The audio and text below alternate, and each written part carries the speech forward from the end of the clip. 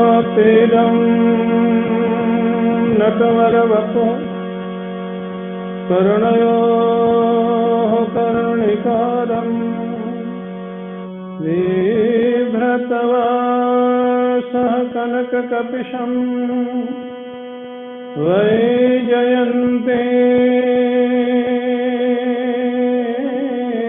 च मालाम् रन्ध्रानवेणोरधरसुधया पूरयन् गोपवृन्दैः वृन्दारण्यं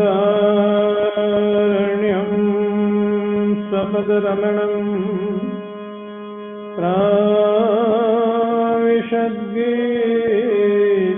प्राविशद्गीतकीर्तिः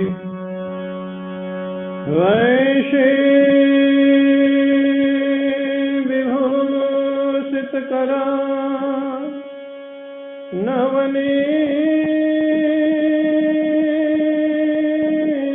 नवनीरदाभा पीताम्बरा दरुण बिम्बफलाधरोष्ठा पूर्णेन्दुसुन्दरमुखात् अरविन्दनेत्रा कृष्णात् परं किमपि तत्त्वमहं न जाने।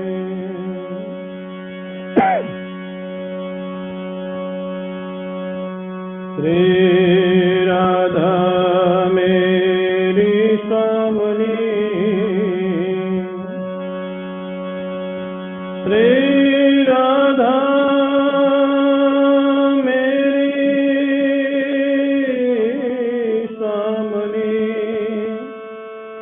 मैं राधे को दास जन्म जन्म महि दीजियो।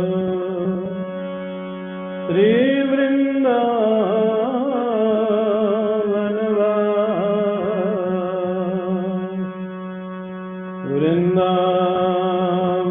के वृक्ष को,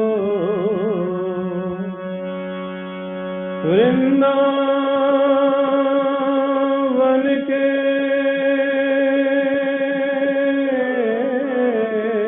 वृक्ष को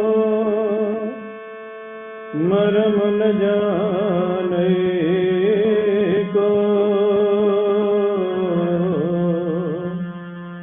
डाल डाल और पात पात पे श्री राधे राधे हो। परम पूज्य प्रातः स्मरणीय श्री सद्गुरुदेव भगवान के श्री चरणारविंदों में साष्टांग प्रणाम। गोपियां कहती है सारे ब्रज की जय जयकार हो रही है आपके यहाँ अवतार के कारण। कन्हैया आपके इस कठोरता को देख करके, हाँ बड़ी सुंदर बात कहते हो। गोपी गीत तो बड़ा सुंदर है, फिर भी जितना होगा आपको सुनाया जाएगा। बड़ी सुंदर बात कहती है। न खलु गोपिका नंदनो भवान अखिल देना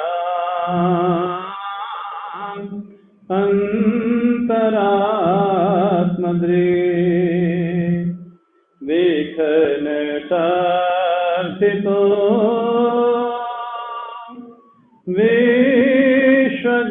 विश्वगुप्तये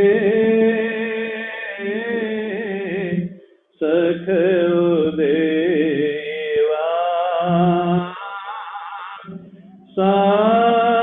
सात्वतां कुले। गोपिया कहते श्याम सुंदर तुम्हारी इस कठोरता को देख करके हमारे मन में एक संदेह हो रहा है। न खल गोपिका नंदनो भगवान, हमको लगता है कि आप यशोदा जी के पुत्र नहीं हो।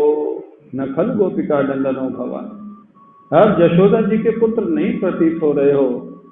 मानो भाव राज्य में कन्हैया प्रकट हो गए, गोपियों के भाव राज्य में पूछने लग गए, ऐसा आप कैसे कह सकते हैं कि मैं यशोदा जी का बेटा नहीं हूं, क्या प्रमाण है आपके पास?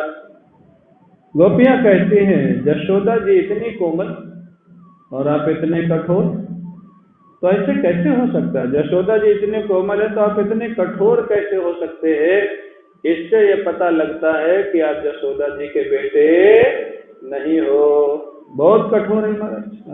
जिसने उनसे प्रेम किया उन सबको रुलाया, वो चाहे नंद यशोदा जी हो, चाहे ग्वाल बाल हो, चाहे गोपियां हो, और चाहे आप लोग हो। इसलिए सोच समझ के काम करना, नहीं तो हमारी पार्टी में आ जाना राम जी वाली में।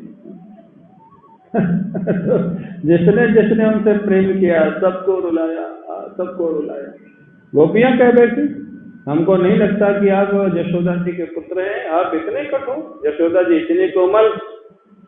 न खल गोपिका नंदनो भगवान, मानो श्री कृष्ण ने कहा, हाँ तुम ठीक ही कहती हो, मैं यशोदा जी का केवल बेटा नहीं हूं, अखिल देहि नाम अंतरात्मा देखे, मैं तो सभी देहधारियों के अंदर आत्मा के रूप में विद्यमान हूं। मैं केवल यशोदा जी का बेटा नहीं हूं, तुम ठीक ही कहती हो। गोपियां कहती नहीं, वो भी ठीक नहीं है, वो भी आप ठीक नहीं कह रहे हैं। न खलु अखिल देहि नाम अंतरात्मा दृक्, ये भी बात आपकी गलत है। गोपियों की व्याख्या, बिना पढ़ी लिखी गोपियों की व्याख्या, जो भाव में व्याख्या होती है ना, वो विद्वत्ता में नहीं होती है। भाव प्रधान, भाव में जो आनंद आता है ना, आप लोगों को स्मरण होगा हमारे श्री शरणम के दृष्टियों को, जब वहां एक विशाल संत सम्मेलन का आयोजन हुआ था, अद्भुत ऐतिहासिक, जो 100 साल में शायद कलकत्ता के इतिहास में नहीं हुआ था। सब लोग कहते थे, बड़े बूढ़े लोग कहते थे, बोले हमने ऐसा संत सम्मेलन नहीं देखा। विशिष्ट विशिष्ट सारे संत देश के, और महाराज लास्ट डे पूज्य स्वामी निरंजनानंद जी महाराज की अध्यक्षता में जो संकीर्तन हुआ था, वो 8-10 मिनट आज भी स्मृति आ जाती है तो रोमांच हो जाता है। किसी को कुछ पता ही नहीं रहता कौन क्या कर रहा है। 2,500-3 हजार आदमी पूरे महाराज ऑडिटोरियम में खड़े होकर के कीर्तन कर रहे थे। स्वयं निरंजनानंद जी महाराज स्वयं गा रहे थे। पहले तो थोड़ी देर वो स्वयं मृदंग बजाते रहे, बाद में राजू चौधरी को इतना जोश आया कि कूद के मंच पे आ गया। मृदंग बजाना आता नहीं, फिर भी बजाने लग गया। ऐसा जो कीर्तन था, हाँ, कोई चिमटा बजा रहा था, कोई क्या महाराज मंजीरा बजा रहा था। सारे लोग, हमारे दीवान जी, चौधरी जी, सज्जन जी सिंघानिया, जिनको चलने में टांगों में दर्द होता था, वो मंच पे नाच रहे थे। कोई दर्द वर्द का पता नहीं लग रहा था, और वो अद्भुत कीर्तन हुआ था। आज भी उसका वीडियो आप देखेंगे तो लगता है कि वो मानवीय कीर्तन नहीं था, वो साक्षात भगवान प्रकट हो गए थे वहां, और वो कीर्तन हुआ। अखिल देहि नाम, जब भाव आता है ना जीवन में, तो वो जो आनंद आता है उसकी आप कल्पना नहीं कर सकते। ये भाव है, ये गोपियों की व्याख्या है। ये गोपियां पढ़ी लिखी नहीं है। भगवान को कहते हैं कि आप सबके अंतरात्मा भी नहीं। कैसे नहीं है गोपियों? बोले सबकी अंतरात्मा होते तो हमारी भी अंतरात्मा होते। हमारी भी आत्मा के रूप में आप बैठे होते, और हमारी भी अंतरात्मा होते तो हमारे हृदय में आपके लिए कितना वियोग का कष्ट हो रहा है ये आपको पता होता, और पता होता तो इतनी देर तक आप हमसे दूर नहीं रहते। इसलिए ये भी सिद्ध हो गया कि आप सबकी अंतरात्मा भी नहीं है। क्या व्याख्या है गोपियों? कौन पंडित व्याख्या करेगा, और कौन ठाकुर को इस ढंग से बुलाना देगा? आप यशोदा जी के बेटे नहीं, हाँ, प्रमाण के साथ बोल रही है, आप यशोदा जी के बेटे नहीं है क्योंकि आप कठोर हैं। आप सबकी आत्मा के रूप में, श्री कृष्ण भगवत गीता में कहते हैं, आम आत्मा गुडाके से सर्वभूताशय स्थिता, मैं आत्मा के रूप में सबके हृदय में विद्यमान हो। गोपियों ने कहा नहीं, कैंसिल, आप नहीं विद्यमान। आप विद्यमान होते तो हमारे हृदय में भी विद्यमान होते, और हमारे हृदय में विद्यमान होते तो हमारे हृदय के कष्ट को आपको पता होता, और कष्ट को पता होता तो आप इतने समय तक छिपे नहीं रहते। भगवान तो ठीक बड़ी विलक्षण। पढ़ी लिखी नहीं है, लेकिन क्या भाव व्यक्त कर रही है। भगवान ने कहा आपको मालूम नहीं है गोपियों, ब्रह्मा जी ने प्रार्थना किया था हमारे अवतार के लिए। विखनसा अर्थिता, विखनसा ब्रह्मणा अर्थिता, ब्रह्मा जी की प्रार्थना से हमारा अवतार हुआ है सारे संसार की रक्षा के लिए। सारे संसार की रक्षा के लिए ब्रह्मा जी की प्रार्थना से हमारा अवतार हुआ। विश्वगुप्ता ये गोपियां कहते हैं नहीं, वो भी ठीक नहीं है। ब्रह्मा जी की प्रार्थना से आपका अवतार हुआ है, लेकिन विश्वगुप्त विश्व की रक्षा के लिए नहीं हुआ है। बोले किस लिए हुआ है। बोले सारे विश्व को दुख देने के लिए हुआ है। ब्रह्मा जी ने बोला, ब्रह्मा जी परेशान हो गए दुनिया से, आपकी सहायता मांगे। आप आए जरूर हैं, लेकिन ब्रह्मा जी के लिए आए हैं, आप हमारे लिए नहीं आए हैं। ऐसे व्याख्या करने लग गए। भगवान सोचे कहां से व्याख्या कर रहे। फिर गोपियों का चित्त बदलता है। महाभाव की दशा है, ये कोई यथार्थ व्याख्या नहीं थी। चित्त बदलता है, भगवान में डूबा हुआ है। वो कहती हैं गोपियां, प्रणत देहिनाम पाप कर्शनम तृणचरानुगम से निकेतनम फणिफणार्पितम ते पदाम्बुजम कृण कुचेषण कृंदिक्षयम। प्रणत देहिनाम, आपके शरण में जो भक्त आ जाता है, आप उनको अपने शरणागत को ले लेते हैं, सारी समस्याओं को दूर कर देते हैं। अरे आप जिन चरणों से काली नाग के फण पर नृत्य किया, जिन चरणों से आप इस घनघोर जंगल में कंटकाकीर्ण जंगल में चले गए, उन चरणों को हमारे हाथों पे रख दीजिए, हमारे हृदय में रख दीजिए, हमारे सिर पर रख दीजिए, हाथों को पैरों को। उससे उतने कठोर ये नहीं है। काली नाग के फण पे आप नाचे, कंटकाकीर्ण जंगल में आप गए। भगवान कहते हैं तो उससे क्या होगा, मेरी कथा है ना, मेरी कथा सुनो, उससे आपका संताप दूर हो जाएगा। जब मैं नहीं मिलता हूं तो मेरे भक्त मेरी कथा वार्ता करते, जैसे हम लोग कर रहे हैं। भगवान सामने खड़े हो जाए तो फिर क्या कथा होगी, फिर कथा वथा बंद। भगवान के दर्शन में आनंद। सुंदर झांकी जब होती है, यहाँ ठाकुर बच्चे जब छोटे छोटे ठाकुर बनते हैं ना, आप लोगों ने देखा है, ऐसा लगता है साक्षात ठाकुर प्रकट हो गए। फिर कथा का मन नहीं होता, फिर तो एक ठाकुर के आनंद में डूब जाता है व्यक्ति। भगवान कहते हैं जब मैं नहीं होता हूं, नहीं मिलता हूं, तो मेरे भक्त मेरी कथा के द्वारा अपने मन को शांति देते हैं और मेरा अनुभव करते हैं। मेरी कथा सुनो, उससे तुम्हारा काम हो जाएगा। गोपियां कहते हैं वो प्रयास हमने किया है, लेकिन वो प्रयास विफल हो रहा है। गोपियों की व्याख्या आप देखें, क्या उनके हृदय का भाव है। बड़ा सुंदर ये गोपी गीत का श्लोक है, बड़ा प्रसिद्ध है। तव कथामृतम्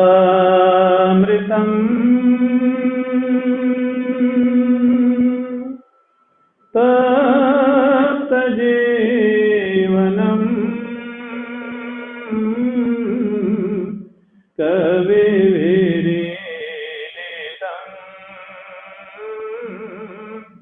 कल्मषापहम्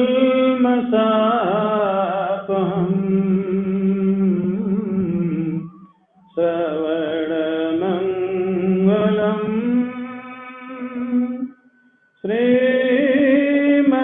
श्रीमदाततं भुवि गृह्णन्ति ते भूरिदा जना। गोपियों की आप अवस्था देखिए, सामान्य भक्त की अवस्था से कितनी ऊंची अवस्था है। गोपियां कहते हैं तब कथा अमृतम, आपकी कथा अमृत है प्रभु। अगर सुनाने वाला भगवान का प्रेमी हो और सुनने वाला भगवान का प्रेमी हो, तो कथा के अमृत से बढ़कर के दुनिया में कोई अमृत नहीं है। तब कथा अमृतम, अमृत है प्रभु। भगवान ने कहा अमृत है, तो फिर आप उससे तृप्त क्यों नहीं हो रही हैं, क्यों परेशान है। गोपियां कहते हैं प्रभु एक समय था जब आपकी कथा हमारे लिए अमृत का काम करती थी, लेकिन आज ऐसी अवस्था हमारी हो गई है कि आपकी कथा आज हमारे लिए मौत का काम करती है। तब कथा अमृतम, मौत बन जाती है अगर आपकी कथा होने लग जाती है। अरे मौत कैसे बन जाती है, आप गोपियों के हृदय को देखें, कितनी ऊंची अवस्था है गोपियों की। गोपियां कहती हैं, प्रभु जब तक आपसे मिलन नहीं हुआ था, आपकी कथा सुन के, आपकी वार्ता सुन के, आपकी लीला देख के बड़े आनंद का अनुभव होता था, मन तदाकार हो जाता था, मन कृष्णाकार हो जाता था।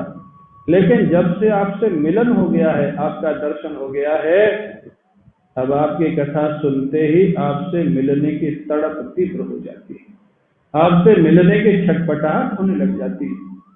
एक बार मैं ओंकारेश्वर में भागवत कर रहा था, पूज्य स्वामी रामानंद जी महाराज प्रधान श्रोता के रूप में थे वहां पर, बड़े अच्छे महापुरुष थे। उन्होंने मेरे से कहा, एक भागवत हमको सुना दो नर्मदा किनारे। 12-13 साल पहले की बात है। मैंने देखा उनको, इतने अच्छे विद्वान, वेदांत के बड़े अच्छे महापुरुष, लेकिन जब कोई करुण प्रसंग आता था तो उनकी आंखों से झरझर अश्रु आते। पूरी कथा में बैठते थे, मेरे आने के 5 मिनट पहले पहुंच जाते थे। 2.5 घंटा दोनों समय भागवत होती थी। कम से कम 50-60 महात्मा श्रोता थे, वो अलग बैठते थे, गृहस्थ अलग बैठते थे। ये जब उद्धव गोपी संवाद आया भ्रमर गीत का, जिसमें उद्धव जी गोपियों को समझाने के लिए जाते हैं वृंदावन, तो अत्यधिक करुण है, मैं स्वयं उसमें कभी कभी मुश्किल हो जाता है बोलना। उस प्रसंग में एक महात्मा बहुत जोर से फपक फपक के रोने लग गया, इतना जोर जोर से रोने लग गया कि सारे लोगों की नजर उधर चली गई। बाद में कथा को थोड़ा रोका गया 5-10 मिनट के लिए, जिससे वो सावधान हुए। फिर उसके बाद कथा हुई। उस कथा में एक डॉक्टर भी बैठा था, स्वामी जी का शिष्य। कथा के बाद उस डॉक्टर ने कहा, स्वामी जी आप ऐसी कथा मत किया करें, इस ढंग की प्रस्तुति मत किया करें। मैंने कहा क्यों, क्या हुआ? बोले वो महात्मा की जो हालत थी, अगर कोई हार्ट पेशेंट होगा तो उसको हार्ट अटैक हो सकता है इससे। वो डॉक्टर की अपनी सोच थी, डॉक्टरी हिसाब से। मैंने कहा डॉक्टर साहब मेरा तो ऐसा मानना नहीं है, क्योंकि हार्ट पेशेंट को हार्ट अटैक तब होता है जब कोई शॉकिंग चीज आती है, ऐसी चीज आती है जिसका उसके पास कोई उपाय नहीं होता, तब अटैक आता है। मेरा तो ऐसा मानना है कि भगवान की कथा में अगर उसको रोना आ जाएगा, तो अगर ब्लॉकेज कुछ होंगे भी तो ब्लॉकेज खुल जाएंगे और हमेशा हमेशा के लिए ठीक हो जाएगा। ऐसी एक भी घटना आप नहीं बता सकते हैं विश्व में कि जो भगवान के लिए रोया हो और उसको अटैक आया, बल्कि अटैक खुल जाएगा। भगवान के लिए रोने में भी एक विलक्षण रस की अनुभूति होती है, भगवान के लिए हंसने में भी रस की अनुभूति होती है। तब कथा मृतम।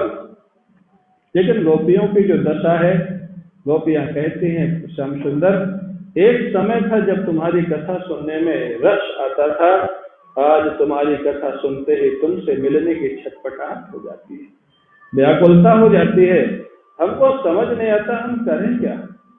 तुम्हारी कथा सुने तो समस्या होती है, नहीं सुने तो समस्या होती है। अब हम क्या करें हमको समझ नहीं आता। ये गोपियों की व्याख्या है, तब कथा मृतम। यद्यपि वहां यही कहा गया तुम्हारी कथा अमृत है, लेकिन गोपियों ने अर्थ बदल दिया, तुम्हारी कथा मौत है प्रभु। जिसको व्यवस्थित जीवन में रहना है उसको आपकी ज्यादा कथा नहीं सुननी चाहिए। अगर ईमानदारी से कथा सुनेगा तो उसका जीवन बहुत व्यवस्थित नहीं रह पाएगा। एक न एक दिन ऐसा आएगा, तप्त जीवनम तप्तम जीवनम यस्मात्। बोले कथा सुनते सुनते ही तुमको दर्शन करने की व्याकुलता प्रकट होती है, जीवन में संताप आ जाता है। उसी से हम लोगों को भी संताप आया। श्याम सुंदर ने कहा, कवि विरीडितम कल्मषापम। अरे गोपियों तुम मेरी कथा के विषय में ऐसी व्याख्या कर रही हो। बड़े बड़े विद्वान मेरी कथा करते हैं, सुखदेव जी जैसे, व्यास जी जैसे, सूत जी जैसे, नारद जी जैसे, सनकादि जैसे महापुरुष मेरी कथा करते हैं। मेरी कथा में अगर इतना दोष होता तो लोग क्यों करते। कवि भी, विद्वत भी, महद भी, बड़े बड़े महात्मा, बड़े बड़े विद्वान मेरी इस कथा की चर्चा करते हैं। गोपियां कहती हमको मालूम है क्यों करती हैं, क्यों करते हो आपकी कथा। बोले आप जो आपकी कथा करते हैं उनके सारी अच्छी से अच्छी व्यवस्था आप करवाते हैं, तो आप तो उनको अपना एजेंट बना के छोड़ रखे हैं ना, वो तो करेंगे, आपकी प्रशंसा तो करेंगे ही। और वो गोपियों की बात सच है, 5000 साल पहले जो गोपियों ने कहा आज भी दिखाई दे रहा है। जो भगवान की कथा करते हैं उनके रहने के, खाने के, वस्त्र की अच्छी से अच्छी व्यवस्था होती है कि नहीं होती। क्यों भाई क्या देख रहे हैं आप लोग। नहीं समझ में आए तो हमको ही देख लो। अच्छे से अच्छा रहना, अच्छे से अच्छा भोजन, अच्छे से अच्छा कपड़ा। कोई नया घर बनवाता है तो पहले हमको रखता है, नई गाड़ी लाता है तो पहले हमको बैठाता है। दीवान जी के यहाँ कोई अच्छा कपड़ा आता है तो देखो ये सब बना के भिजवा देते हैं वहां से। अभिप्राय तो ये व्यवस्था कौन करवा रहा है? हमारे गुरु जी के यहाँ एक बार बहुत सामान भेजा है बंबई के शिष्य ने। किसी ने कह दिया महाराज उस भक्त के यहाँ से सामान आया है। गुरु जी बोले देखो प्रबुद्धानंद जी, हमारे यहाँ किसी भक्त को भी ठाकुर जी पकड़ के कान पकड़ के बोलते हैं कि सामान भेज दो।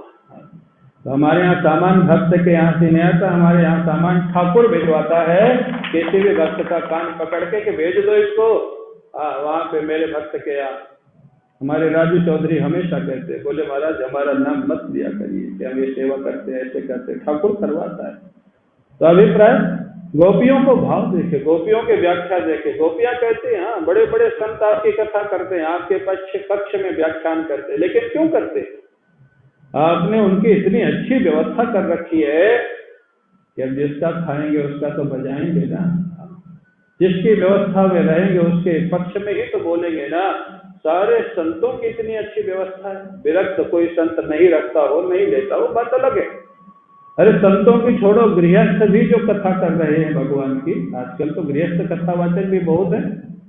वृंदावन में जाओ कितने कथावाचक है, और भी जगह जगह कथावाचक है, उनकी भी व्यवस्था ठाकुर जी कितनी अच्छी करते हैं। तो ये तो भगवान की कथा की महिमा और भगवान की महिमा। गोपियां कहते इसीलिए वो आपकी प्रशंसा करते, तो क्या उनकी व्यवस्था करते, सीधी सी बात। श्रवण मंगलम, भगवान कहते एक बार कोई सुन लेता है तो मंगल ही मंगल होता है। गोपियां कहते नहीं, अब तो हमको लगता है कुछ और ही होता है। श्रवणेन अमंगलम, एक बार जिसने सुन लिया वो गया घर के काम से, अमंगल ही अमंगल होता है उसका। घर परिवार से गया, वो घर परिवार के काम का नहीं रहता है। अगर घर परिवार के काम का रहना है राजू तो ज्यादा कथा वथा नहीं सुनना, वो गया काम से। श्रवणेन अमंगलम, विश्वनाथ चक्रवर्ती ने व्याख्यान किया है गोपियों के पक्ष में खड़े होकर के, बोले एक बार जो आपकी कथा सुन लिया, श्रवणे, जहां कथा हो भाग जाओ वहां से तुरंत उठ के। अगर अपनी भलाई चाहे तो क्यों भाग जाओ भाई तुम लोग, नहीं तो फिर काम के नहीं रहोगे, घर के हमको दोष नहीं देना।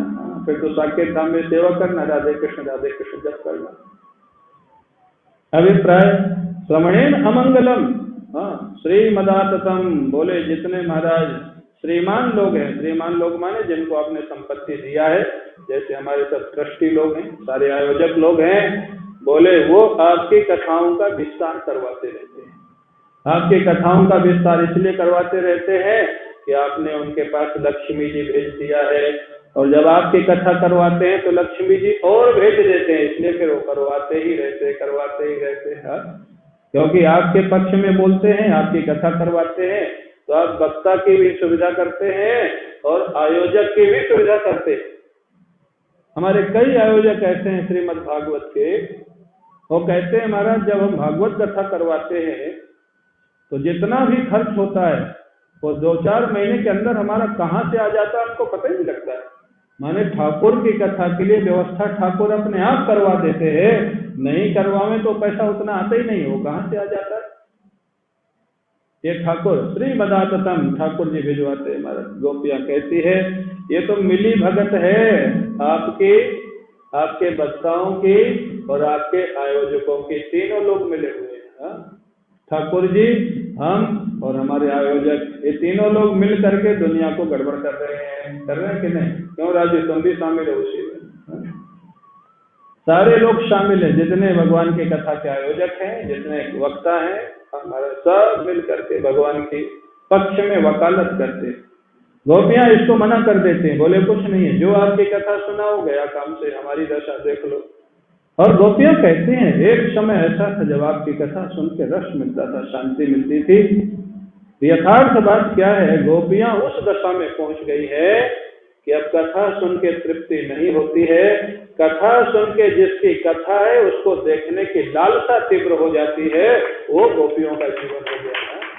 कथा सुनते सुनते कथा वाले के देखने की इच्छा न हो तो कथा का लाभ ही क्या है? कथा सुनते सुनते जिसकी कथा सुन रहे हैं मन में आने लग जाए, क्या वो कभी हमारे आंखों के सामने आएगा?